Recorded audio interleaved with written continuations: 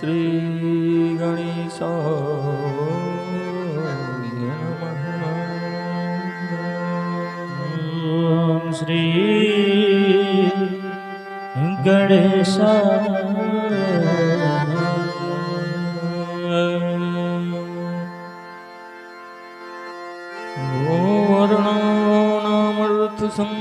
वर्णानामर्थसंघानां रसानां छन्दसामपि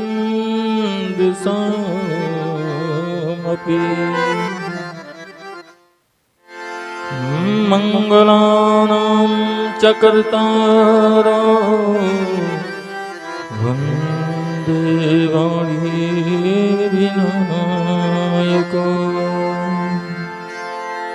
वन्दे वाणी विनायको धियं सदा परिभवग्नमभीष्टदोहम् तीर्थास्पदं शिवविरञ्चिनितं शरण्यम् प्रत्यार्तिहम् प्रणतपालभवाब्धिपोक्तम् वन्दे महापुरुषते चरणारविन्दम् वन्दे महापुरुषते चरणारविन्दम्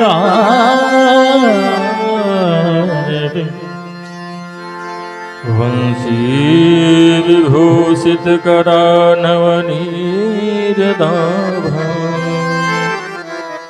पीताम्बरादरुणबिम्बफलाधरोषा पीताम्बरा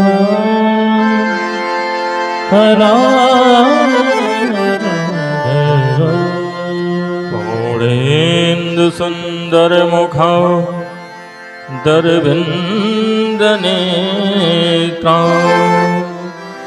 कृष्णात् परं किमपि तत्त्वमहं न जाने।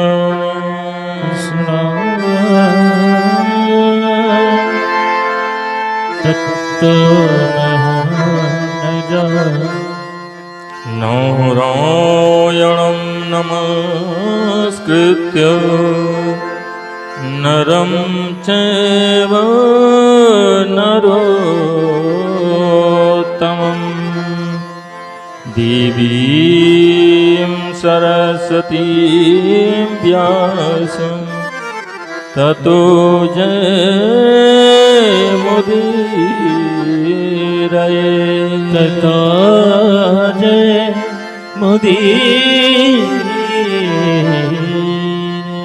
कर्पूरगौरं करुणावतारं संसारसारं भुजगेन्द्रहारं सदा वसन्तं हृदयारविन्दे भवं भवानी सहितं नमामि। भवानी सहितं लक्ष्मीनाथ समारम्भा नाथयामुनि मध्यमाम् अस्मदाचार्यपर्यन्तां वन्दे श्रीगुरु परम्पराम्। परं वन्दे श्री गुरो परं मनोजवं मारुततुल्यवेगम् जितेन्द्रियं बुद्धिमतां वरिष्ठं वातात्मजं वानरयूथमुख्यं श्रीरामदूतं शरणं प्रपदे श्रीरामदूतं शरणं प्रपद्ये। प्रेम से बोलिए श्रीमद् भागवत महापुराण की जय। बोलो बांके बिहारी लाल की जय। बोलो अयोध्या धाम की जय। बोलो पूज्य गुरुदेव भगवान की जय। बोलो राम जन्मभूमि की जय। बोलो राम लला सरकार की जय। बोलो चारों धाम की जय। बोलो जगन्नाथ स्वामी भगवान की जय। बोलो गंगा मैया की जय। बोलो वीर हनुमान की जय। बोलो भक्त भगवान की जय। जय जय श्री राधा रमण जय जय नवल किशोर जय गोपी चित चोर प्रभु जय जय माखन चोर जय जय माखन चोर। प्रातः स्मरणीय अकारण करुणावरुणा करने वाले लय प्रलय आदि के कारण कर्तुम अकर्तुम अन्यथा कर्तुम जगत सृष्टि प्रपंच के कारणभूत नटवर नागर श्याम सुंदर भगवान कन्हैया एवं त्रिलोक सुंदरी राज राजेश्वरी बांके बिहारी लाल जी की हृदय विहारिणी राधा रानी सरकार श्रीमद् भागवत के पावन प्रेमी रसिक श्रद्धालु श्रोता बंधु सती अनसुईया नर्मदा मदालसा जैसी हमारी भारत की माताएं बहनें, भारत के कर्णधार, भारत के भविष्य, नन्हे मुन्ने फूल जैसे बच्चे, पधारे हुए अतिथि बंधु, मुख्य यजमान के रूप में बैठे हुए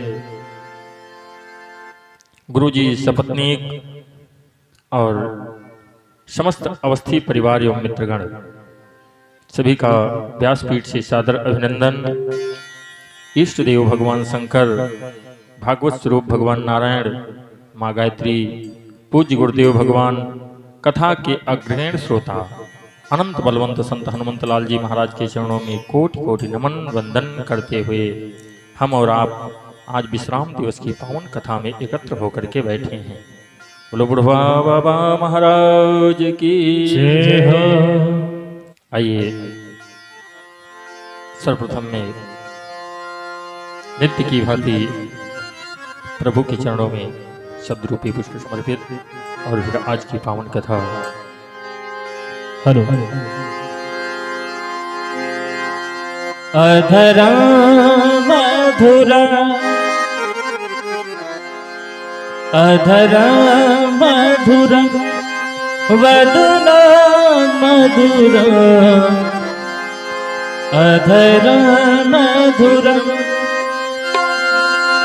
नयन मधुरा हृतं मधुरा हसितं मधुरा अधरा मधुरा वदना मधुरा नयन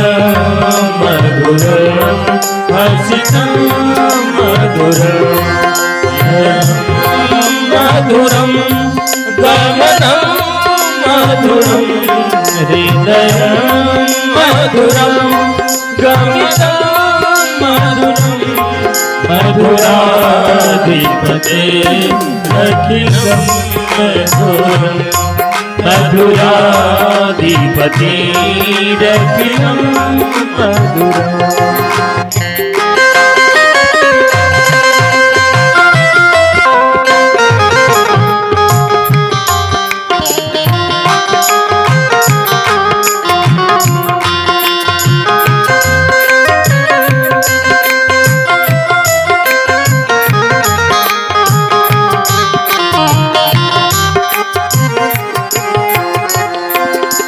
वचन मधुरम चरितम मधुरम वसन मधुरम बलिता मधुरम मधुरम चरितम मधुरम वसन मधुरम बलिता मधुरम चरितम मधुरम भ्रमिता मधुरम चरिता मधुरम भ्रमिता मधुरम मधुराधिपते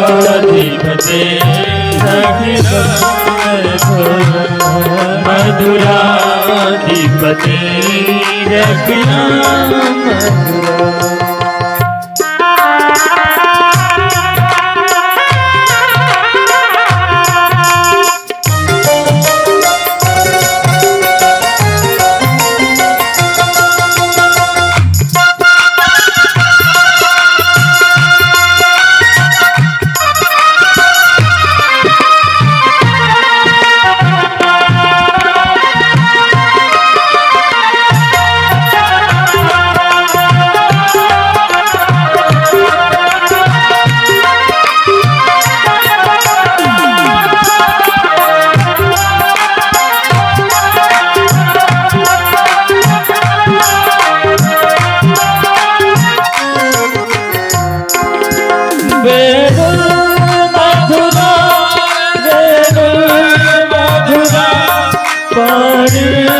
मधुरा पादो मधुरा रेणु मधुरा मधुरा रे मधुरा मधुरा नित्यं मधुरं सदा मधुरं नित्यं मधुरं सदा मधुरं मधुराधिपते अखिलं मधुराधिपते अखिलं मधुरम्।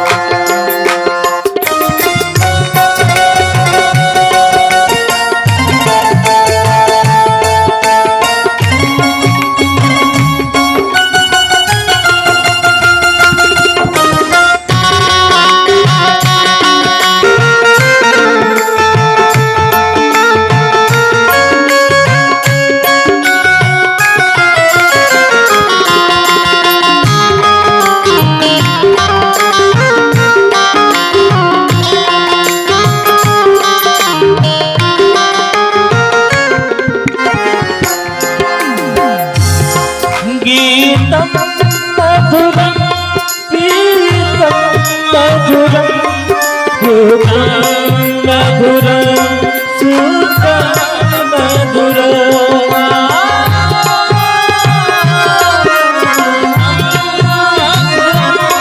गीतं मधुरं सुखं मधुरं सुखं मधुरं रूपं मधुरं दिन का मधुरं रूपं मधुरं दिल का मधुरं मधुराधिपते अखिलं मधुरं मधुराधिपते अखिलं मधुरम्।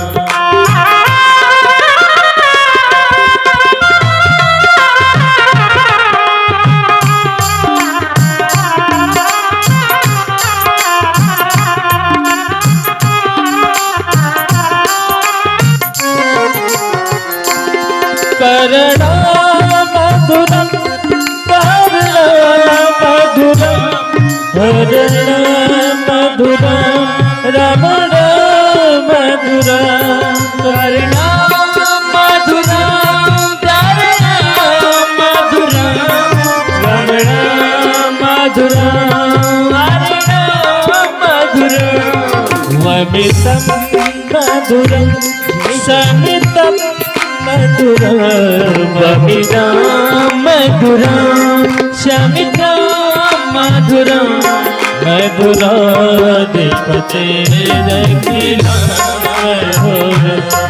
मधुराधिपतेरखिलं मधुरम्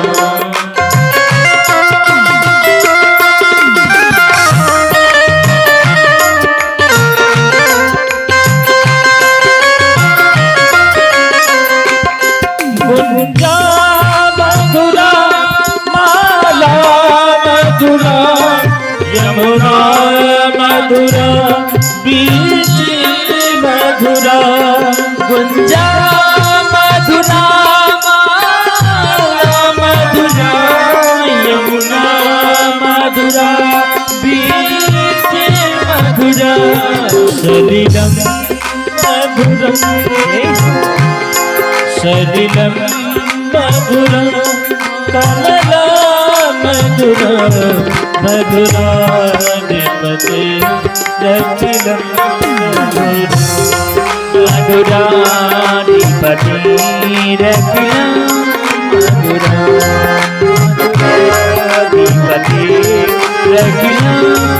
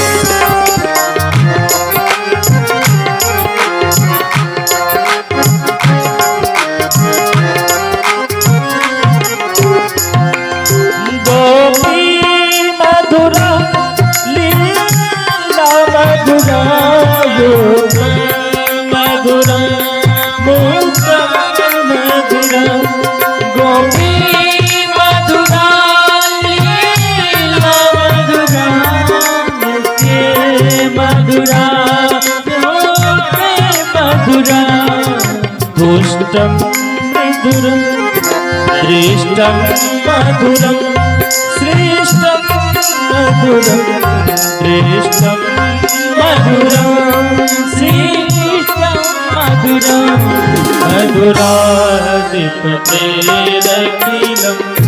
मधुरं मधुराधिपतेरखिलं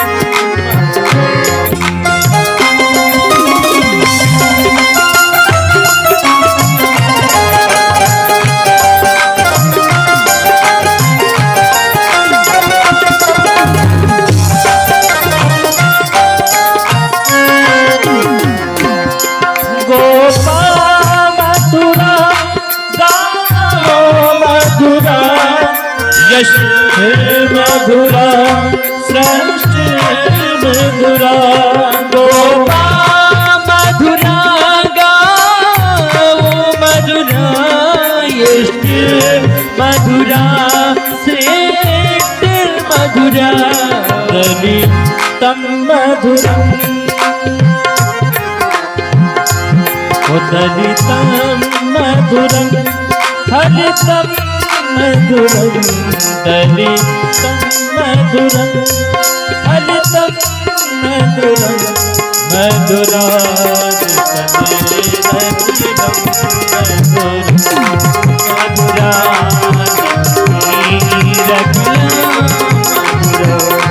मधुरा मधुरं वचनं मधुरं अधरा नयन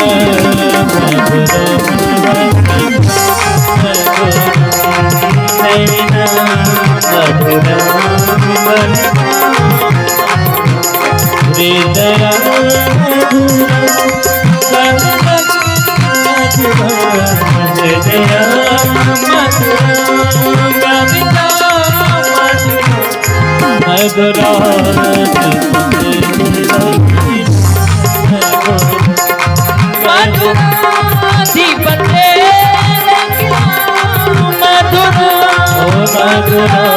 मधुराधिपते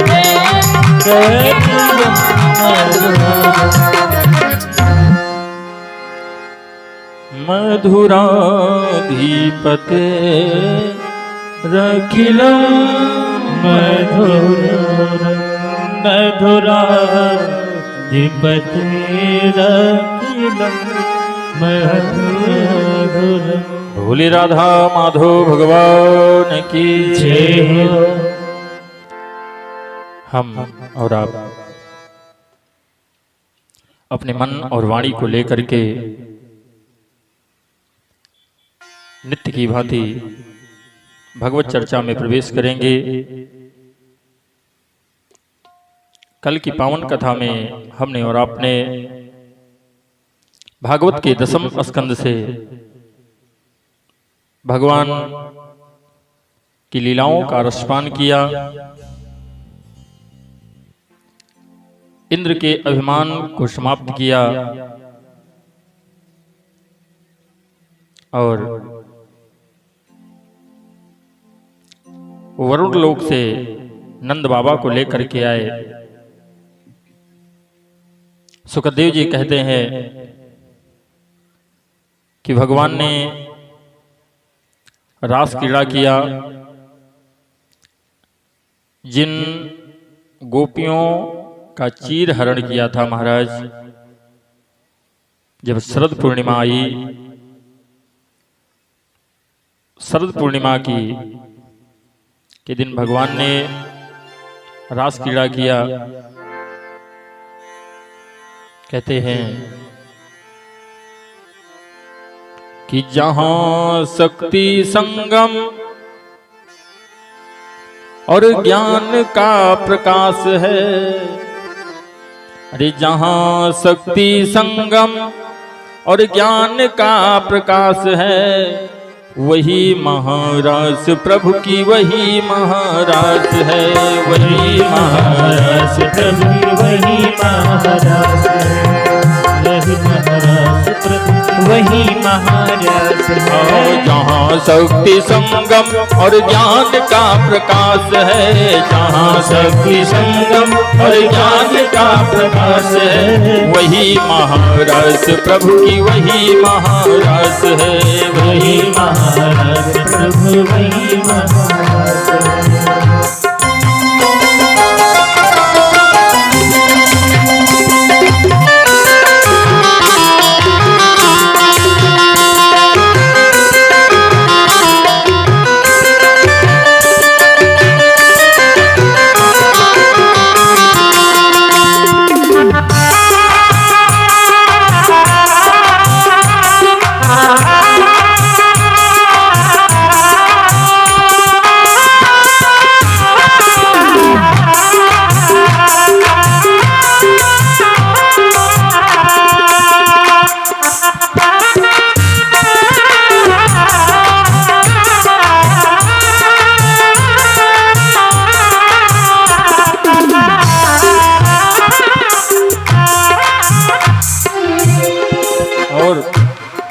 कृष्ण एक होकर सब गोपियों के साथ हैं, कृष्ण एक होकर सब गोपियों की शादी है, वही महाराज प्रभु की वही महाराज है, वही महाराज प्रभु वही महाराज है, वही महाराज प्रभु वही महाराज है। जहाँ शक्ति संगम और ज्ञान का प्रकाश है, जहाँ शक्ति संगम और ज्ञान का प्रकाश है, वही महाराज प्रभु की वही महाराज है, वही महाराज प्रभु वही महाराज है, वही महाराज प्रभु वही महाराज। भगवान ने रास क्रीड़ा किया। बाबा गिरजा जी के साथ में गोपी बनकर के गए रास क्रीड़ा को देखने के लिए। सुखदेव जी कहते हैं, जब भगवान बांके बिहारी लाल ने रास क्रीड़ा किया तो बंसी बाजी श्याम की मोहे तीनों लोक। जैसे कन्हैया की मुरली बजी, तीनों लोग के समस्त प्राणी मोहित हो गए। तीन लोगों को मोह उत्पन्न नहीं हुआ, शेष जी को मोह नहीं हुआ, सतियों को मोह नहीं हुआ और वेद को मोह नहीं हुआ। गोपियां श्रृंगार करके रास क्रीड़ा को चली। सुखदेव जी वर्णन करते हैं कि एक गोपी तैयार होकर के चली तो उसके पति ने उसको बंद कर दिया कमरे में।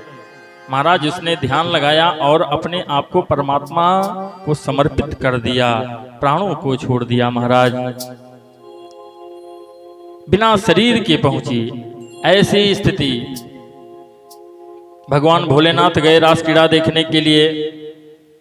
भगवान कन्हैया ने उनसे कहा अब आपको जाना नहीं है।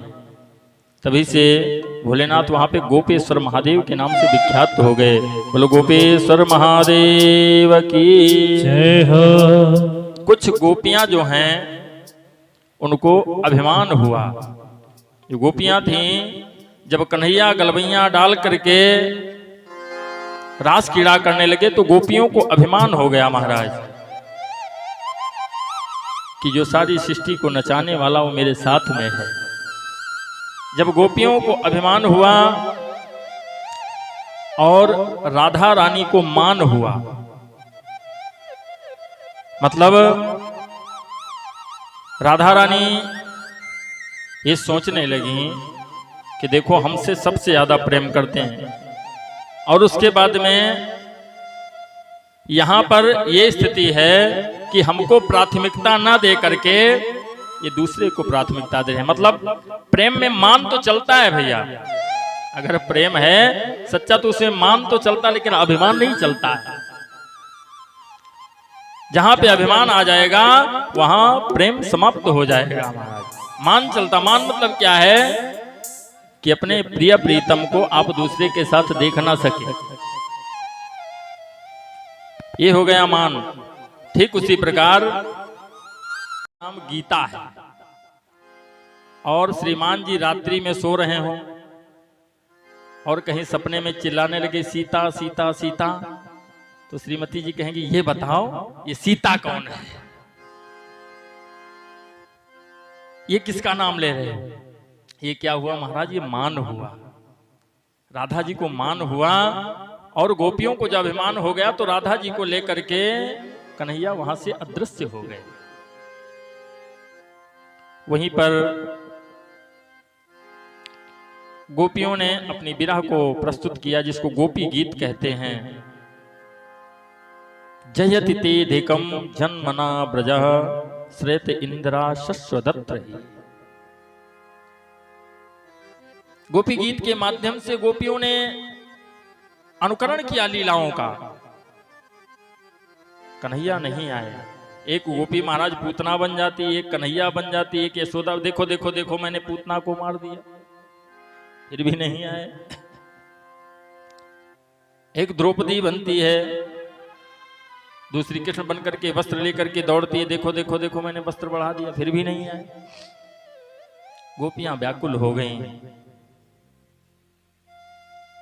कहती हैं तव कथामृतम तप्त जीवनम कवि भिरीडितम कलमसापहम। आप की जो ये कथा अमृत हम लोगों ने पान कर रखा है, आपने जो रस सुधा हमको पिला रखी है, अगर ऐसा ही करना था हम लोगों के साथ में तो आपने हमको अपने पास में क्यों आने दिया। जब वो बहुत परेशान हुई तो भगवान बांके बिहारी लाल प्रकट हुए राधा जी के साथ में। बोलो राधा रानी सरकार की जय हो। बोलो बांके बिहारी लाल की जय हो। परमात्मा कहते मुझे अभिमान पसंद नहीं है, अगर अभिमान होगा तो मैं उससे मिलने वाला नहीं हूं। भगवान जब दुर्योधन के यहाँ पे गए थे संधि का प्रस्ताव लेकर के, तो भूखे थे, भोजन ये था कि वहीं पे भोजन करेंगे। लेकिन जब दुर्योधन ने बात नहीं मानी तो क्या हुआ, दुर्योधन ने 56 भोग रखा, भगवान ने कहा क्या करेंगे तुम्हारा 56 भोग। भोजन 3 स्थितियों में किया जाता है, या तो खिलाने वाले के अंदर भाव हो, या तो खिलाने वाले के अंदर भाव हो, और या तो भोजन का अभाव हो। कभी कभी होता महाराज ये भाव होता कि एक बार भोजन करने के बाद दोबारा करना पड़ता है, और अगर भोजन का अभाव है तब भी कहीं किया जा सकता है, और या तो सामने वाले का प्रभाव हो, तो ना तो मुझे भोजन का अभाव है और ना तो तुम्हारी बातों का मेरे ऊपर कोई प्रभाव है, और ना तुम्हारे अंदर कोई भाव है। बोलो राधे राधे राधे राधे। 56 भोग छोड़ दिया, क्यों? भगवान कहते जहां पे अभिमान है मुझसे ग्रहण नहीं करते हैं। विदुर के यहां पे आ गए। आपके अंदर अगर निश्चल भक्ति है, पतन फलासा बंद भय मृत्यु जहां पर नाय, पाभा बाभा मारहित सोयप वर्ग कहाय। भक्ति कैसी होनी चाहिए? अपगता वर्गा, अवर्गा मतलब जहां पे पावर्ग ना हो, मतलब पाने की कोई इच्छा ना हो। पतन फलासा बंद भय मृत्यु जहां पर नाय, कोई इच्छा ही ना हो मन में। वो भक्ति जो है 1 नंबर की भक्ति महाराज मानी जाती है। अगर हमारे अंदर पाने की लालसा है, हम उसकी लालसा से भक्ति कर रहे हैं, तो वो सकाम भक्ति हो गई। भक्ति निष्काम होनी चाहिए। इसलिए गोपियों को जब अभिमान हुआ तो प्रभु वहां से गायब हुए, और उसके बाद में आकर के उनको संतावना देते हैं, और फिर महाराज किया है। इधर सुखदेव जी कहते हैं कि कंस अपनी मथुरा में परेशान है नित्य। कोई ना कोई राक्षस भेजता हमारा, लेकिन जिनको भेजता वो वापिस नहीं आते हैं। एक दिन गुस्से में आ गया, कहा तुम जैसे मल्लो वीरों में मैंने एक बात ही टोटा है। तुम भक्त हो लड्डू पेड़ों के, या तुम पर कुंडी सोटा है। कहा तुम सिर्फ खाने वाले हो, बाकी तुमसे कुछ होने वाला नहीं। चाणूर मुष्टिक जितने थे वो सब बोल पड़े, महाराज ये आप क्या कह रहे हो? अरे हमें आप कह रहे हो, हम वो है आज्ञा हो जाए तो क्षण में मचा हम हलचल दें, और गोकुला क्या सारे ब्रज भर को हम क्षण में भेज रसातल दें। आप तो गोकुला की बात कर रहे हो। कंस ने कहा अगर यही हौसला है तो जाकर के आप समाप्त करो, नंद के छोरों को समाप्त कर दो। लेकिन सुखदेव जी कहते हैं इतने में वहां पे नारद जी पहुंच गए।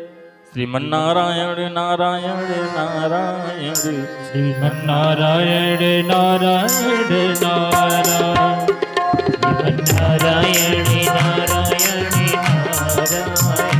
श्रीमन्नारायण नारायण नारायण, नारायण नारायण, श्रीमन्नारायण नारायण नारायण, श्रीमन्नारायण नारायण नारायण,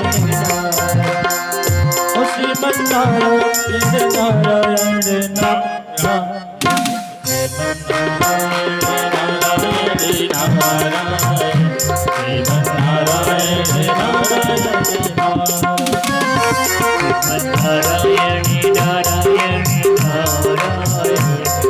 श्रीमन्नारायण नारायण नारद जी पहुंच गए। नारद जी ने कंस को बताया, कहा मथुरेश्वर अपनी मथुरा में एक धनुष यज्ञ रचवाओ, तो बस उसी महोत्सव में राजन नंद के 2 कुंवर बुलाओ। तो कहा अपनी मथुरा में एक धनुष यज्ञ का आयोजन करो, और उसमें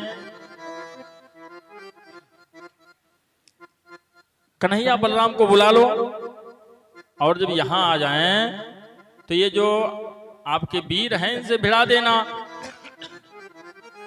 और अगर ये ना मार पाए तो अपने घर का महाराज तो शेर होते ही ये लोग, अपने हाथों से मार देना। कंस के बात समझ में आ गई और इधर गोपियों के मन में जो भाव चल रहा था उस शंका का समाधान करने के लिए भगवान ने लीला किया। एक दिन मध्याह्नकालीन बेला में दोपहर के समय यमुना के तट पे खड़े होकर के मुरली को बजाया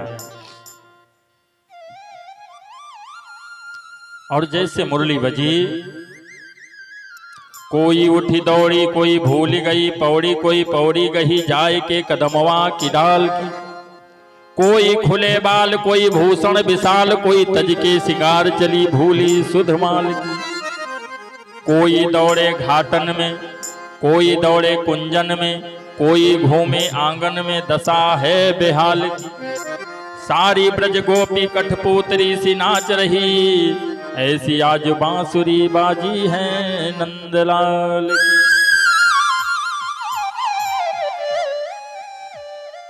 सभी गोपियां भाग करके पहुंची और जब पहुंची तो कन्हैया ने मुरली बंद कर दिया।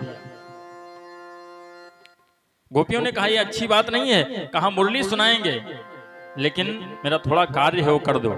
कौन सा कार्य है? कन्हैया कहते हैं कि दुर्वासा आए यमुना पार हैं, यमुना के उस पार दुर्वासा जी आए हैं।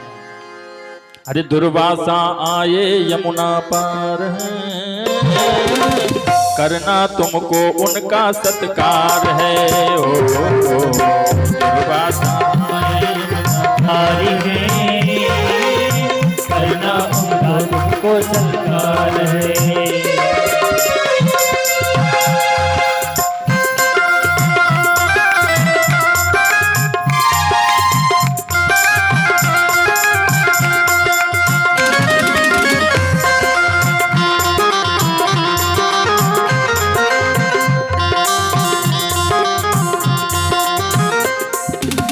उनको जाकर भोजन करवाओगी, आकर के मुरली तुम सुन पाओगी। उनको जाकर भोजन करवाओगी, आकर के मुरली तुम सुन पाओगी। कहता ये तुमसे नंद कुमार है, कहता ये तुमसे नंद कुमार है, करना तुमको उनका सत्कार है। ओ दुर्वासा आए यमुना पार हैं, करना उनको तुमको सत्कार है।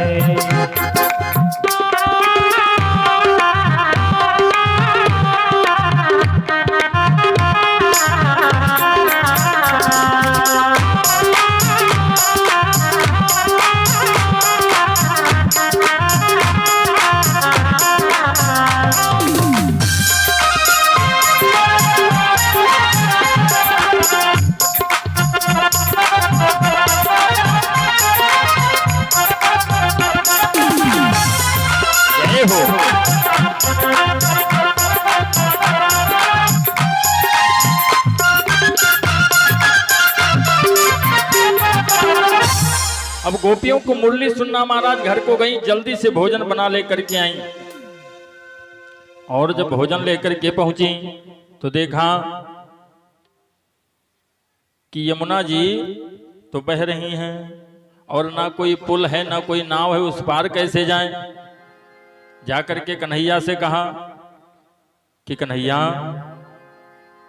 बहती अगम वो जमुना मैया है, ना कोई पुल ना कोई नैया है। बहती अगम वो जमुना मैया है, ना कोई पुल ना कोई नैया है। और हाथों में भोजन तैयार है, कहा भोजन लेकर के आई, हाथों में भोजन तैयार है, करना हमको उनका सत्कार है। ओ दुर्वासा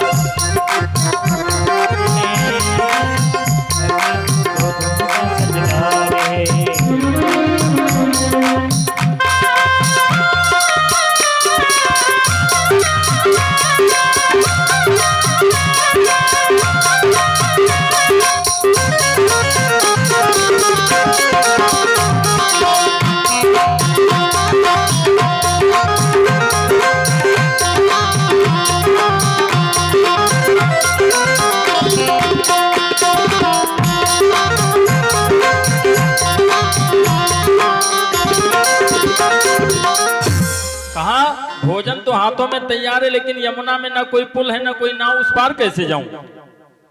तो कन्हैया ने कहा कि जा करके यमुना मैया से कह दो कि मेरा कन्हैया अगर योगी राज है तो रास्ता मिल जाए। अब गोपियां कहती वारे योगी राज, माखन चुराते हो, मटकी फोड़ते हो, कलाई मरोड़ते हो, और जो कुछ था वो कपड़ा चोरी करके सिद्ध कर दिया, कितने बड़े योगी राज। राधा जी ने कहा चलो कह करके देखती हैं।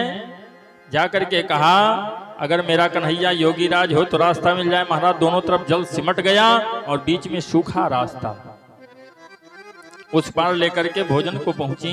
दुर्वासा जी बैठे हुए, प्रणाम किया और दुर्वासा जी से कहा हम भोजन लेकर के आई हैं। तो दुर्वासा जी ने कहा हम भोजन करते ही नहीं, ये तुमसे किसने बता दिया? मैं तो केवल दूर्बा खाता हूं, मैं दूर्बा के अलावा कभी भोजन नहीं करता हूं, और आप भोजन लेकर के आई हो। तो गोपियों ने कहा कि ये कन्हैया ने आपके लिए भेजा है। दुर्वासा जी ने कहा अरे प्रभु का प्रसाद है तब तो हम खाएंगे, लेकिन भोजन को हाथ ना लगाएंगे और तुम जो खिलाओगी खा जाएंगे। कहा भोजन को हम हाथ नहीं लगाएंगे, और भोजन को हाथ ना लगाएंगे, तुम जो खिलाओगी खा जाएंगे। क्यों? प्रभु का प्रसाद स्वीकार है, प्रभु का प्रसाद स्वीकार है, करना तुमको मेरा सत्कार है। ओ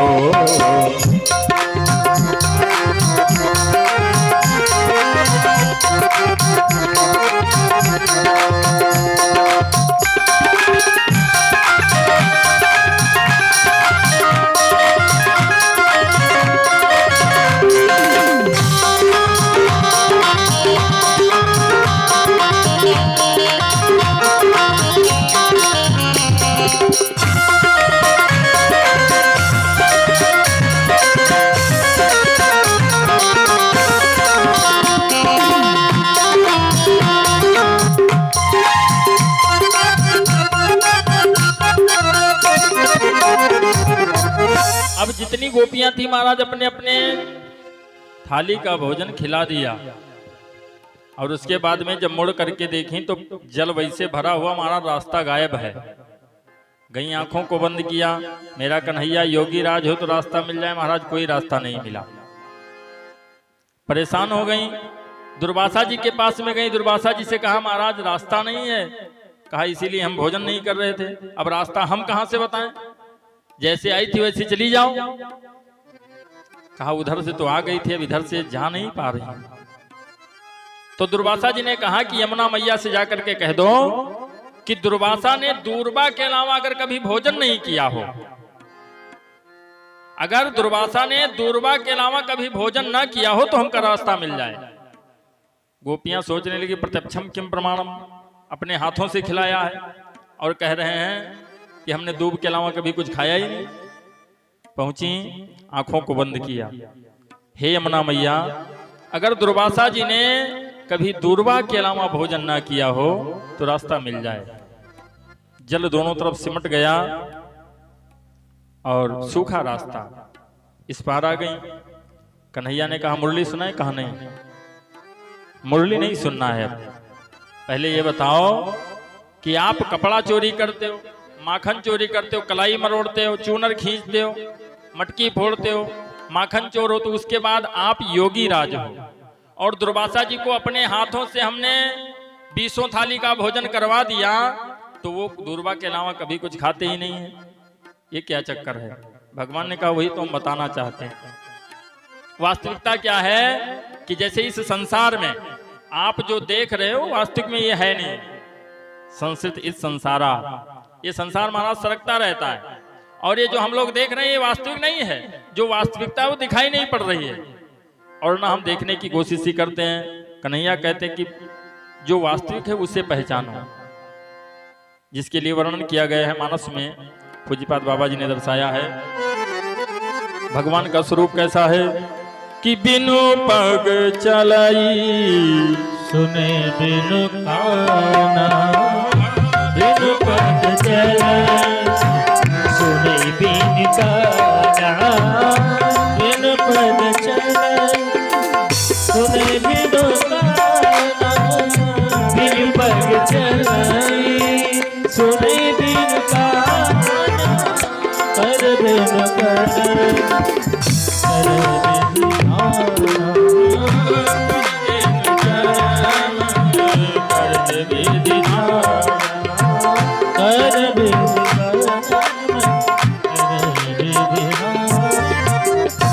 तो जो तुम देख रही वो नहीं है। बिनु पग चलई सुनई बिन कान कर बिन कर्म करत विधना। मतलब ईश्वर जो बिना पैरों के चल सकता, बिना हाथों के सब कुछ करता, ईश्वर निराकार है महाराज। ये हम जिसकी पूजा करते हैं ये भगवान है, और ईश्वर जो निराकार है उसका कोई आकार ही नहीं है। बिनु पग चलई सुनई बिनु कान कर बिनु करम कर विधिना। और जो आपने दुर्वासा जी की छवि देखी है कि सब कुछ खाने के बाद में वो दूर्वा के अलावा कुछ नहीं खाते, वो भी मेरा ही रूप है। मानस की अगली चौपाई क्या कहती है कि सब रस रहित सकल रस भोगी। सब रस सकल रस भोगी सब रस रहित सकल रस भोगी। सब रस रस भोगी सब रस रहित सकल रस भोगी। हो बिनु पानी भक्ता जोगी बिनु पानी भक्ता जोगी। सब रस रहित सकल रस भोगी बिनु बानी बकता जोगी। मतलब सभी रसों का उपभोग करते भी निरस है ईश्वर। हम इसीलिए आपको उसका ज्ञान कराना चाहते थे। जब गोपियों को ज्ञान हुआ, गोपियों ने कहा प्रभु हमसे बहुत बड़ी भूल हो गई। कन्हैया ने कहा इसीलिए हमने आपको इसका ज्ञान कराया है कि परमात्मा सब कुछ देखता है और बिना उसकी इच्छा के एक पत्ता हिलने वाला नहीं है। जो कुछ करता वही करता है। हम महाराज हाथ पैर से मारते हैं इधर उधर, बस ये करना वो करना वो करना वो करना, प्रातः काल ये करेंगे और वो करेंगे, वहां जाएंगे। लेकिन महाराज अगर वो ना चाहे तो फिर कुछ होने वाला नहीं है। आप लोगों ने देखा होगा लोग सो जाते हैं, उनकी मॉर्निंग नहीं होती है, पता लगा सोते ही रह गए। क्यों? प्रातः काल उठने के बाद में माई बाप उस परमात्मा का धन्यवाद करना चाहिए। हे प्रभु आपकी बहुत बड़ी अनुकंपा है कि आपने दूसरा दिन दिखाया हमको। गोपियों को ज्ञान दे करके कहा है कि अपने पति की बात को मानना, अपने परिवार में रह करके। कहते हैं पत्नी के लिए पति से बढ़ करके, उसकी पूजा से, उसकी सेवा से बढ़ करके महाराज कोई धर्म नहीं है। सती अनसुईया की कथा आप लोगों ने सुनी होगी, मदालसा की कथा सुनी होगी, नर्मदा की कथा सुनी होगी। सती अनसुईया ने सिर्फ अपने सतीत्व के बल पर देवताओं को क्या छोटा बच्चा बना दिया माई बाप, ये स्थिति। और ग्रंथ ये कहते हैं, आज के समय में बहुत ध्यान देने वाली चीज है कि जो स्त्रियां अपने पति के ऊपर चिल्लाती हैं, उनको उल्टा सीधा कहती हैं, उनके लिए ग्रंथ कहता कि उनको अधोगति हो जाती है, उनको अधोगति होती है। एक बार गिरिजा जी ने बाबा से पूछा कि जो स्त्रियां अपने पति के ऊपर हावी रहती, उनको उल्टे सीधे शब्द कहती हैं, कोई बात। उन्होंने कहा चुप रहो तुम ना बोलो, तुहार बोल हमका काटा थे, सुनाना ही चाहिए थे। गिरिजा कहती बाबा से, तो बाबा ने बताया इक्ष्वाक वंश मतलब जो इक्ष्वाक थे उनकी पत्नी सुदेवा थी रघुकुल में। तो क्या हुआ, उनके नगर में एक जंगल में एक भैंसा रहता था अपने परिवार के साथ में। महाराज इतना भयानक था कि उससे सब डरे, कोई उधर रास्ता ना जाए। तो एक दिन महाराज अपने पत्नी के साथ में चले उसको मारने के लिए, जाकर के उसको समाप्त किया और उस महिषी को अपने बाण से बेहोश कर दिया। क्यों? सुदेवा ने कहा इसको समाप्त कर दीजिए। कहा नहीं, हमने ये प्रण कर रखा है कि स्त्री को मारेंगे नहीं। उसको मूर्छा आ गई तो सुदेवा ने जल डाला ऊपर, तो अपना पूर्व वृतांत बताने लगी। कहा देखो, पूर्व जन्म में मैं काशी में रहती थी, जो पूर्व जन्म हमारा था वो काशी में एक ब्राह्मण के यहाँ थी, और मैं बहुत सुंदर थी, मुझे सुंदरता का अभिमान था, मेरे जितना सुंदर कोई था ही नहीं। मैंने अपने माता पिता की बात को नहीं माना और क्या किया कि एक ब्राह्मण कुमार से विवाह किया। और ब्राह्मण कुमार से विवाह करने के बाद में कोई भी बात हो तो उसको इतना मैं कहती थी कि महाराज उसका जीना दुश्वार कर दिया हमने। अपना वृतांत तो स्वयं बताती कि हमने अपने पति के साथ में इतना गलत व्यवहार किया कि वो हमसे ऊब करके हमको छोड़ करके चला गया। और जब चला गया कुछ दिन तक अपने मायके में रही। माता पिता हमारे जो हैं उनको जब ये पता लगा तो हमको उल्टा सीधा कहने लगे, तू दुष्टा है, कुलटा है, दुनिया भर की बातें कही और मुझे घर से निकाल दिया। जब मैं घर से निकली, बहुत दूर निकल गई, एक आश्रम देखा हमने तो वहां पे जल पीने की इच्छा से गई और जब पुकारा तो एक स्त्री बाहर निकली और मुझे जल देने लगी। तब तक हमारे प्राणनाथ जो थे जिनके साथ हमारा विवाह हुआ था वो आ गए। उन्होंने देखा, तत्काल उस पत्नी से कहा, जो स्त्री थी उनके साथ विवाह कर लिया था ब्राह्मण कुमार ने, तो बताया कि देखो ये हमारी पहली पत्नी है और इनको सम्मान के साथ में ले जाओ, इनको कुछ कहना मत। मैं जाकर के वहां पे रही, लेकिन इतना हमारा पाप था कि हमारी अधोगति हो गई, मतलब हमने जीवन को छोड़ दिया। अचानक मृत्यु हुई और जब यमपुरी में पहुंची तो वहां पे यमलोक में हमें बहुत ज्यादा त्रासना दी गई, त्रासित किया। और उसके बाद में अगली योनि जो मिली हमको, ये महिखी की योनि मिली है। ये हमारा पाप है जो हमने अपने पति के साथ में किया था हमारा। कहते हैं कि स्त्री के लिए उसके पति से बढ़ करके कुछ नहीं है, और आज के समय में महाराज तो बहुत देखने को मिलता है। इन चीजों का ध्यान रखें। क्यों? छोटी छोटी चीजें अगर आप लोग सुधारेंगे। आज के समय में क्या होता है, भोजन एक में होना शुरू हो गया है, पति पत्नी साथ में एक में बैठ करके खाते हैं।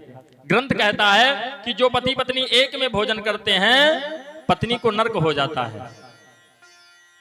पति भोजन कर ले, उसकी जूठी थाल में पत्नी भोजन करे तो ठीक है, लेकिन पति पत्नी एक में भोजन करते हैं, जो स्त्री अपना जूठा पति को खिलाती है उसे नर्क हो जाता, अधोगति हो जाती, ये ग्रंथ कहता है। और स्त्रियों को ये ध्यान रखना चाहिए। आज के समय में कहते किचन वाले चप्पल हैं। अब बात आ गई समाज के बारे में, थोड़ा सुनते चले, बाकी हम लोग तो कथा पे चलेंगे 5 मिनट में। कहते किचन वाले चप्पल हैं, कल कहोगे पूजा वाले चप्पल हैं। आज किचन वाले चप्पल हो गए, कल पूजा वाले जो जहां पे अन्नपूर्णा का स्थान है, माता अन्नपूर्णा की हम लोग पूजा करते हैं, वहां पे माताएं चप्पल पहन करके जाती हैं भोजन बनाने के लिए। कहती है बाहर नहीं, अरे चप्पल तो चप्पल है, चाहे उसको बाहर ले जाओ चाहे भीतर रखो।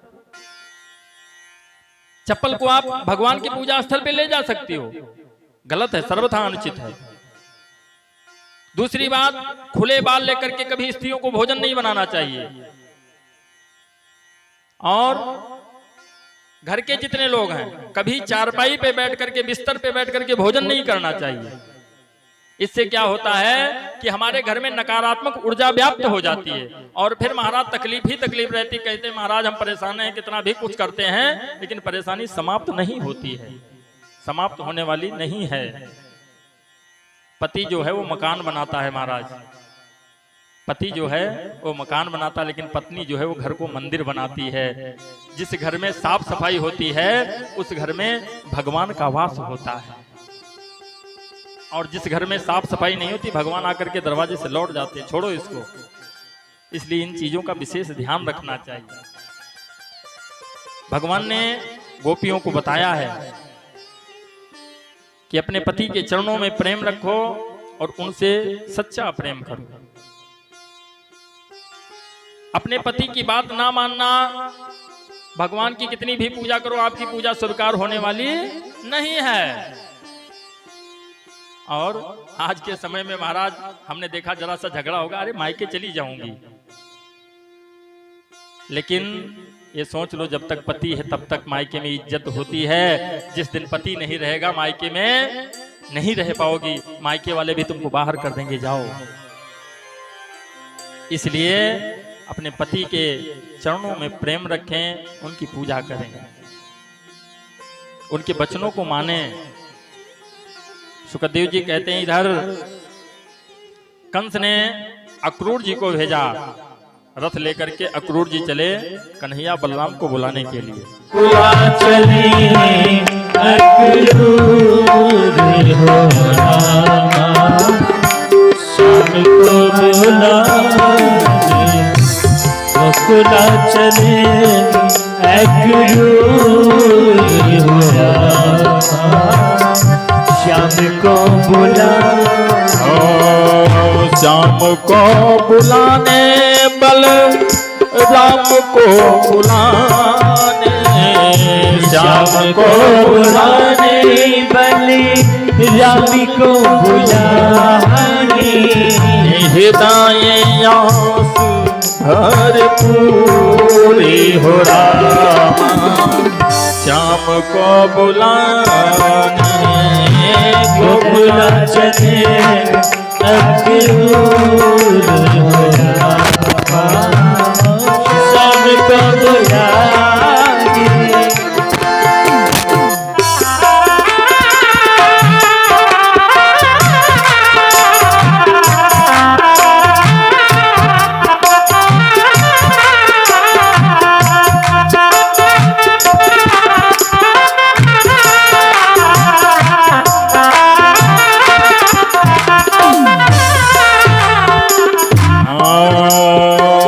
यही मिस देखो पद जल जाता, यही मिस देखो पद जल जाता, करी बिनतिया न हो यदुना था, करी बिनतिया न हो यदुना था, हृदय से भरपूर हो रामा, श्याम को बुलाने बुला चले अक्रूर हो रामा, शाम को बुलाने बुला चले अक्रूर हो रामा, शाम को बुला। बोलो बांके हरिलाल की। अक्रूर जी रथ को लेकर के गोकुला में पहुंचे। नंद बाबा ने दिव्य और भव्य स्वागत किया। नागरिक पधारे गांव में तो गांव नगर से बढ़कर है, मेहमान पधारे द्वारे पे तो भाग्य हमारे सुंदर है। महाराज मेहमान और अतिथि में अंतर होता है बहुत बड़ा। अतिथि को भगवान का रूप कहते हैं। क्यों? मेहमान वो है जिसको आप बुलाएं, निमंत्रण दें, और अतिथि वो है जो बिना बुलाए आए। महाराज जिसकी आने की कोई तिथि निर्धारित ना हो उसको अतिथि कहते हैं। नंद बाबा अति प्रसन्न हैं और दिव्य स्वागत किया। जब अक्रूर जी से पूछा, अक्रूर जी ने बताया कि मथुरेश्वर अपनी मथुरा में एक धनुष यज्ञ रचवाया है। कहा मथुरेश्वर ने अपनी मथुरा में एक धनुष यज्ञ का आयोजन किया है। कंस ने क्या कहा है कि कन्हैया और बलराम को लेकर के आना, लेकिन अक्रूर जी क्या करते हैं, जितने हैं ग्वाले सबको कहते कि सबका निमंत्रण है महाराज, सबको आना है। क्यों? सोचते हैं कि अगर हम ये कहेंगे कि कन्हैया बलराम का निमंत्रण है तो नंद बाबा सोचने लगेंगे कि अभी हम बुजुर्ग बैठे हैं और बच्चों का न्योता पहले आने लगा। इसलिए पूरे गोप मंडली का निमंत्रण कहा। प्रातःकाल कन्हैया और बलराम को लेकर के चले। रास्ते में गोपियां मिली। अक्रूर जी ने कन्हैया से कहा तो कन्हैया ने उतर करके गोपियों को समझाया, कहा देखो सिर्फ 2 दिन की बात, परसों हम वापस आ जाएंगे। आज जा रहे हैं, कल वहां पे उत्सव है और परसों वापस आ जाएंगे। गोपियों ने कहा ठीक है। गोपियां वहीं पे बैठी रह गई। सुखदेव जी कहते, गोपियां कहती ये देखो अभी मेरे कन्हैया का रथ दिखाई पड़ रहा है, अभी उनके रथ की ध्वजा दिखाई पड़ रही है, अभी धूली दिखाई पड़ रही है। गोपियां वहीं पे बैठी रह गई। अक्रूर जी मन में सोचते हैं कि हम लिए तो जा रहे हैं, लेकिन अगर ये भगवान नहीं हुए तो कंस इनको समाप्त कर देगा, और कंस ने अगर इनको समाप्त कर दिया तो नंद को हम पुत्र कहां से देंगे, और अगर ये भगवान हैं तो ये कंस को समाप्त कर देंगे। भगवान मन की बात को पढ़ रहे हैं। कहा क्रूर जी आप स्नान कर लीजिए यमुना में। और जब यमुना में स्नान करने के लिए अक्रूर जी गए, जैसे डुबकी लगाई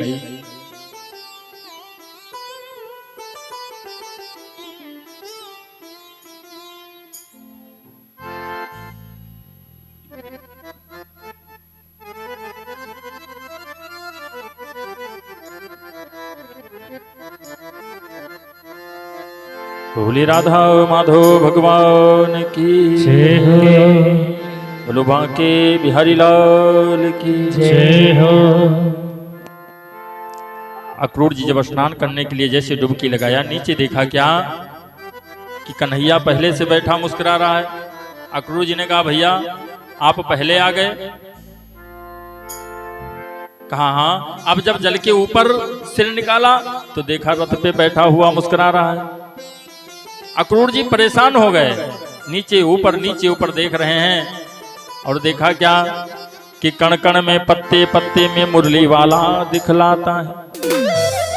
यमुना की प्रबल तरंगों में वो मुरली खड़ा बजाता है। अक्रूर जी प्रसन्न हो गए और कहते हैं जल में भी थल में भी अतल बितल में भी अचल बिचल में श्याम राधे श्याम राधे श्याम राधे श्याम राधे श्याम राधे श्याम राधे श्याम राधे श्याम राधे श्याम। जल में भी थल में भी अतल बितल में भी अचल बिचल में श्याम राधे श्याम राधे श्याम राधे श्याम राधे श्याम राधे श्याम राधे श्याम राधे श्याम राधे श्याम।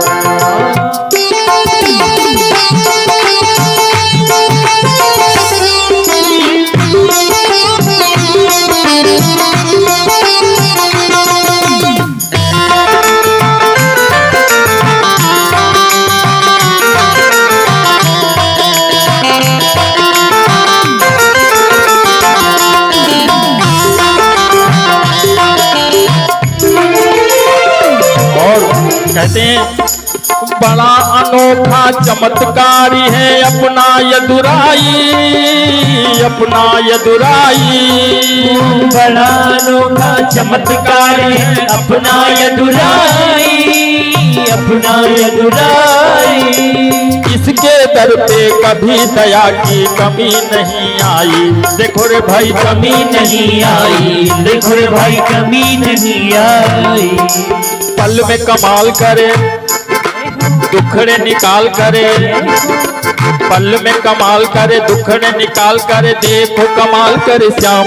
राधे श्याम राधे श्याम राधे श्याम राधे श्याम राधे श्याम राधे श्याम राधे श्याम राधे जल में भी तल में भी अतल में तल में भी अचल में चल में श्याम। राधे श्याम राधे श्याम राधे श्याम राधे श्याम राधे श्याम राधे श्याम राधे श्याम राधे श्याम।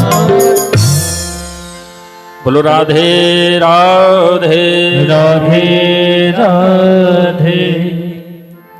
अक्रूर जी प्रसन्न हो गए कि महाराज हमने कोई गलती नहीं करी है।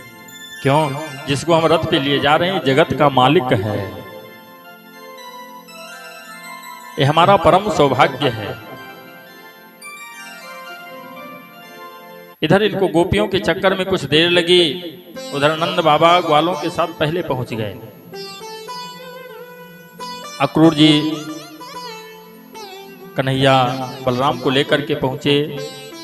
रथ चल करके आ गया कंस बाग सानंद, तभी बगीचे में मिले बाट जो हते नंद।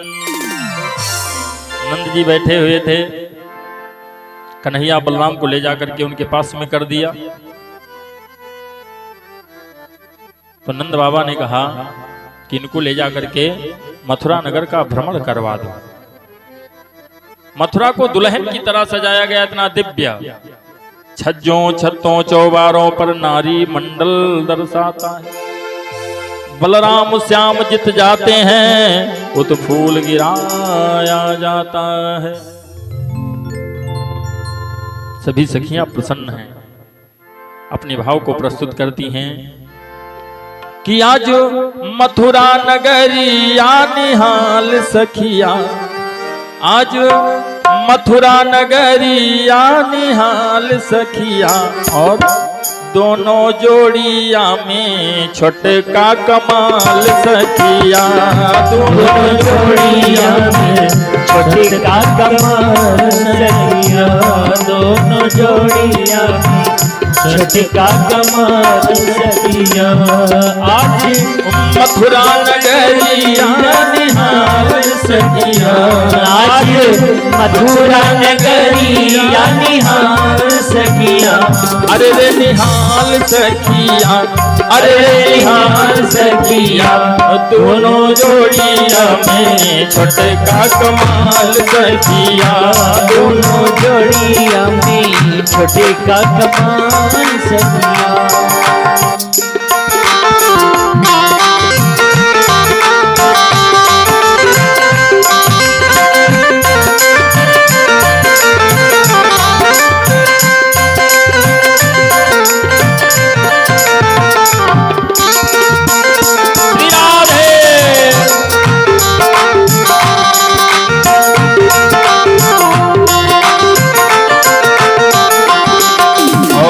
बड़ा सुंदर भाव है। सखियां कहती हैं, ओ माथे मड़ मोरिया कुंडल सोहे कनवा, माथे मोड़ मोरिया कुंडल सोहे कनवा। करे करे कजरा रे जुल्मी रे नयनवा, करे करे कजरा रे जुल्मी रे नयनवा। माथे मड़ी मोरिया कुंडल सोहे कनवा, माथे मोड़ मोरिया कुंडल सोहे कनवा। काले काले कजरा रे जुल्मी रे नयनवा, काले काले कजरा रे जुल्मी रे नयनवा। ओ लाल चंदन सोहे इनके भाल सखिया, लाल चंदन सोहे इनके भाल सखिया। दोनों जोड़िया में छोटका कमाल सखिया। दोनों जोड़िया में छोटका कमाल सखिया। दोनों जोड़िया में छोटका कमाल सखिया।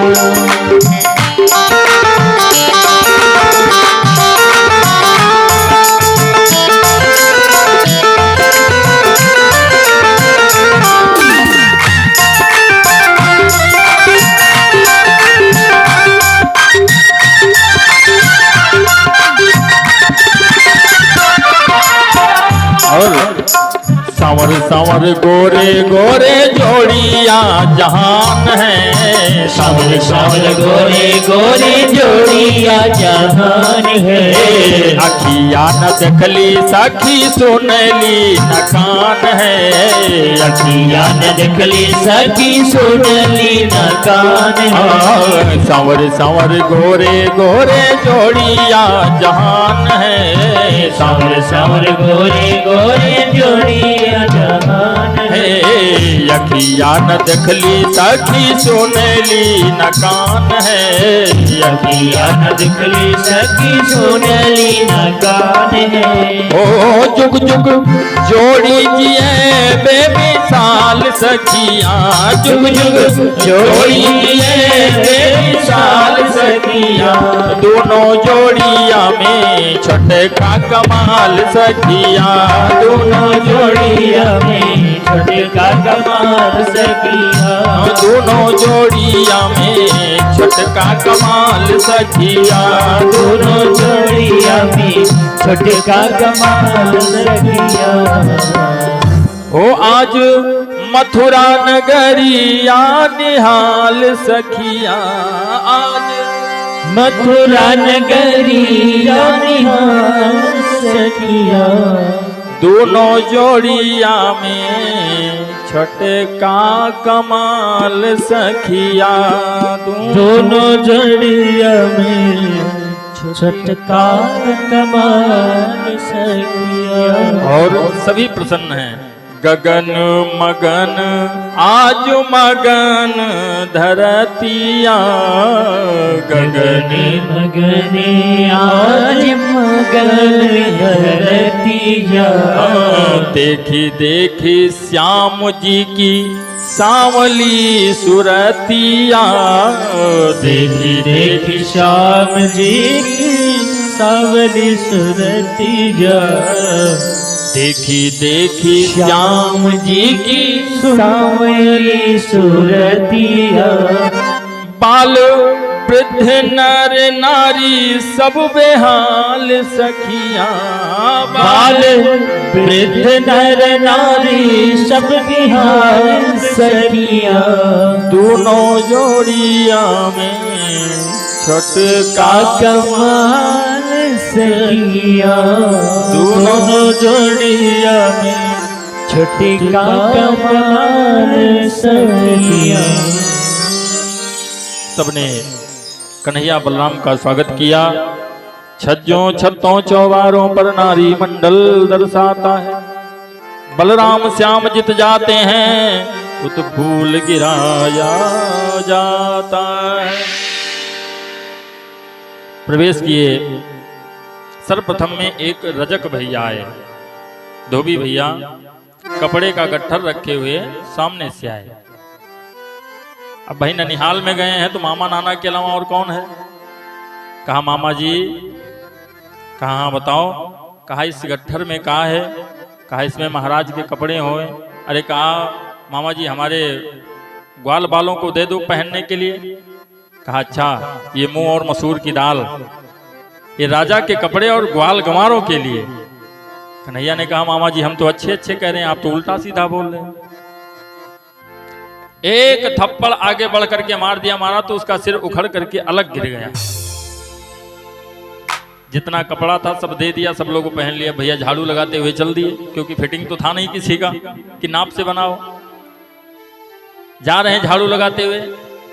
भैया एक खड़े हुए थे, देख करके हंसने लगे। कन्हैया ने कहा मामा जी आप कौन हो? कहा हम दर्जी हैं। क्यों हंसे? अरे कहा ये कपड़े आप लोग पहने वही हंस रहे हैं देख करके। कहा तो इसको साइज का कर दो, फिट कर दो। दर्जी ने कपड़ों को सही से फिट कर दिया। दर्जी को आशीर्वाद दिया भगवान ने कि जाओ आने वाले समय में 2000 का कपड़ा तो 5000 सिलाई हो जाए तुम्हारी। भगवान ने आशीर्वाद दे दिया कि जाओ समय आएगा तो तुम्हारा समय सबसे आगे होगा महाराज। 2000 का कपड़ा लेकर के आओ, 5000 सिलाई दी। और आगे बढ़े तो सुदामा नाम के माली मिले हैं जिन्होंने पुष्पहार भेंट किया भगवान को। भगवान ने माली को आशीर्वाद दिया कि आज के बाद में हम आपको आशीर्वाद देते हैं कि माली के घर का रखा हुआ फूल कभी बासी नहीं होगा। माली अपने हाथों से महाराज दे दे तो उसको आप परमात्मा को चढ़ा सकते हो, उसमें कोई संकोच करना ही नहीं है। परमात्मा उसको स्वीकार करेंगे क्योंकि उन्होंने स्वयं कहा है। और आगे बढ़े, त्रिवक्रा नाम की दासी आई, कुब्जा, 20 वर्ष की उम्र है, भारी कुंवर निकला हुआ है, कटोरी में अंगराग लिए हुए चंदन लेकर के आई लगाने के लिए। कन्हैया ने पुकारा, अरे लड़की। महाराज जैसे चुंबक की तरफ लोहा खींचता है वैसे पहुंच गई। कन्हैया ने कहा, इसमें कहा हुए, कहा चंदन है महाराज को लगाने के लिए। कहा मेरे नहीं लगाएगी। कहा क्यों नहीं लगाएंगे, आप तो मथुरा के मेहमान हैं, आपकी सेवा पहले। कहते थे, कहा जाता था अतिथि देवो भव, कहते थे। पहले लोग लिखवाते भी थे अतिथि हमारा भगवान, जगह जगह पे लिखा होता था। समय बदला, समय के अनुसार लोग भी बदल गए। पहले लिखते थे अतिथि हमारा भगवान, अतिथि देवो भव। अब क्या लिखते हैं, समय बदला तो स्वागतम लिखा जाने लगा, और समय बदल गया वेलकम लिखा जाने लगा। अब पहले लिखते थे अतिथि हमारा भगवान, आज अगर आप चले जाओ शहर में तो प्रत्येक दरवाजे पे लिखा महाराज कुत्तों से सावधान। प्रत्येक दरवाजे पे आपको लिखा हुआ मिलेगा कुत्तों से सावधान। सोचो हम लोग कहां से कहां पहुंच गए हैं। अब कुब्जा प्रयास कर रही है टीका लगाने को, लेकिन कुंवर निकला हुआ है। दाऊ भैया कहने लगे, देखो विधाता कितना बड़ा अन्यायी है, इतना सुंदर रूप और उसके बाद में इतना भयानक कुंवर दे दिया। कन्हैया ने कहा, दाऊ भैया आप तो ऐसे कह रहे हो कि मानो इसे पहचानते ही नहीं हो, ये तो आपकी पुरानी जान पहचान वाली है। ग्वाले कहने लगे, दाऊ भैया क्या ये बात भी है क्या? दाऊ ने कहा, चुप रहो, पता नहीं क्या कहा करते हो। कन्हैया ने कहा, बिल्कुल। कहा कौन है ये?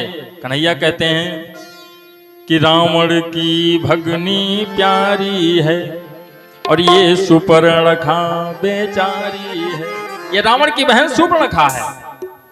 मम हित परिवार नसाया था, मेरे लिए अपने पूरे परिवार का संहार करवा दिया। सबसे पहले वही गई थी भगवान से कहने, तुम सम पुरुष नमो सम नारी। और क्या किया महाराज, पूरा परिवार विनाश करवा दिया। भगवान कहते हैं कि मम हित परिवार नसाया था, लेकिन फिर भी नहीं मौको पाया था।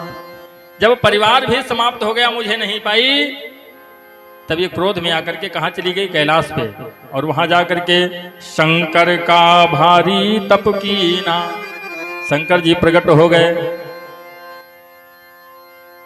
शंकर जी ने कहा बताइए, तो कहा ये बताओ कि हमारे राम हमको मिलेंगे कब? कहा द्वापर में मिलेंगे। तो कहा पहचानूंगी कैसे? तो शंकर ने कुंवर दीना, शंकर जी ने कुंवर दे दिया और कहा कि जिसके छूने से मिट जावे बस वही राम तेरा होगा। कहा जिसके छूने से मिट जाए। भोलेनाथ ने बताया था कि ये पहचान पत्र है, जिसके छूने से मिट जाएगा समझ लेना वही तुम्हारे राम हैं। कहा देखो मेरे लिए कितना प्रयास किया है इसने। दाऊ ने कहा फिर क्यों देर कर रहे हो? कन्हैया आगे को बढ़े और पैरों पर रखा पैर श्याम, फिर दाढ़ी पकड़ दियो झटका, यशोदानंदन नंदलाला ने कर दियो दूर कुंवर उसका। महाराज कुंवर जैसे समाप्त हुआ, सुंदर सा रूप निखर करके आ गया। बोलो राधे राधे राधे राधे। सुंदर रूप बाहर आ गया और कुब्जा ने फेंटा पकड़ ली ना, कहा बहुत इंतजार करवाया है, एक युग व्यतीत हो गया पूरा, अब नहीं जाने दूंगी। कन्हैया ने कहा अभी हम दूसरे काम के लिए हैं, पहले वो काम निपटाएंगे उसके बाद तेरे यहाँ आएंगे। कुब्जा को समझाया, चली गई। रात्रिकालीन बेला में वहीं पे विश्राम किए हैं मथुरा में। प्रातःकाल ग्वालों के संग में गए मखशाला की ओर, धनुष यज्ञ देखन गए प्यारे नंद किशोर। पहुंच गए जहां पे धनुष रखा हुआ था। जैसे करता गज कोई है गन्ने का खंड, तोड़ा है घनश्याम ने वो को दंड प्रचंड। जैसे धनुष को तोड़ा, धनवा टूटा जिस घड़ी शब्द हुआ घनघोर, और खतरे का बाजा बजा सदर द्वार की ओर। जितने थे महाराज के पास में पहुंचे महाराज, मथुरा के ग्वाले आकर, गोकुला के ग्वाले आकर के मथुरा में गदर मचाए हैं, बणिकों की दुकानें लूट लिया, कुब्जा का कुबर हटाए हैं। मतलब आधा झूठा और आधा सही मिला करके बोल दिया। और मानस क्या कहती है कि सचिव वैद गुरु तीन जो प्रिय बोले भयास, राज धर्म तन तीन कर होए बेगहिया। मतलब मंत्री अगर आपके कहने के मुताबिक बोलने लगे तो राज्य नष्ट हो जाएगा। और वैद्य मतलब आपका पेट दर्द हो रहा है और उनसे कह दियो हमका डोलो दे दियो बुखार की दवा, तो महाराज क्या होगा, नुकसान करेगी, पेट को फायदा नहीं करेगी। और गुरु आपके कहने के अनुसार कार्य करने लगे, जो आप कहो वह सही, ये समझ लीजिए कि आपका धर्म नष्ट हो जाएगा। सचिव वैद गुरु तीन जो प्रिय बोले भयास, राज धर्म तन तीन कर होई बेगहीना। जा करके क्या बताया, उल्टा सीधा, आधा गलत आधा सही संवाद किया। कंस ने कहा जो कुबलया पीड़ हाथी मदिरा पिला करके मस्त किया गया, छोड़ दो, रौंद करके मार डालेगा। कुबलया पीड़ हाथी आगे को चला, ग्वाले देखे डर गए। अरे कहा भैया डरो ना, ये हमारे मामा जी सत्कार कर रहे हैं। आगे को बढ़े, उसकी सूंड को पकड़ करके पटक दिया, त्रिभुवन का आभार लेकर के महाराज उसके ऊपर बैठ गए। वो नमो नारायण हो गया। बोलो राधे राधे राधे राधे। हाथी के दांत को तोड़ लिया, जितने प्रहरी थे उनको समाप्त किया है। उसके बाद में पहुंच गए अखाड़े में। चाणूर और मुष्टिक जो बलशाली थे उनसे मल्लयुद्ध हुआ, और फिर जहां पे कंस बैठा था वहां पहुंचे।